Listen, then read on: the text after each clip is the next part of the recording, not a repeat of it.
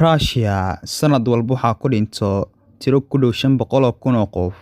Sababaha ka dambeeya dhimashada waa cabidda khamriga iyo maandooriyaha kale. Dalka Russia waxa uu ka mid yahay dalalka sida ba'an looga cabo khamriga.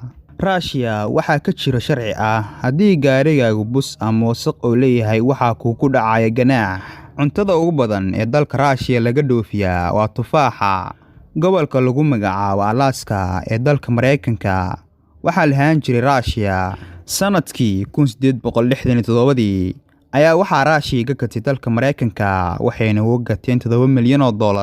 Dumarka ku nool Russia waxay ka badan yihiin ragga 9 milyan. Haddii aan si kale idinku dhaho 10 milyan oo rag ah oo ku nool dalka waxay u dhigmaan 19 milyan oo dumar ah oo ku nool dalka Russia. Maafiyada ama dadka lacagta leh waxay ijaartaan ambalaas markii ay ku jiraan xaaladda jaamka ah oo wadooyinka ciriiriga ah ay marayaan. Badanaa dadku waxa ay moodaan in Russia iyo Mareykanka ay kala fog yihiin oo aad u kala dheer yihiin, laakiin sidaas ma aha oo labada dawlad oo waxay isku jiraan masaafo dhan 5 kiiloomitir. Agha Petros waa shakhsigii xukumi jiray Russia 1682 ilaa 1725. Intuu hayay xukunka waxaa jiray sharci, waxa uuna sharcigaas dadka leh garka waxaa laga qaadi jiray canshuur. Masaafada uu ku fadhiyo dalka Russia wuxuu ka baaxad weyn yahay isku darka dawladaha Carabta.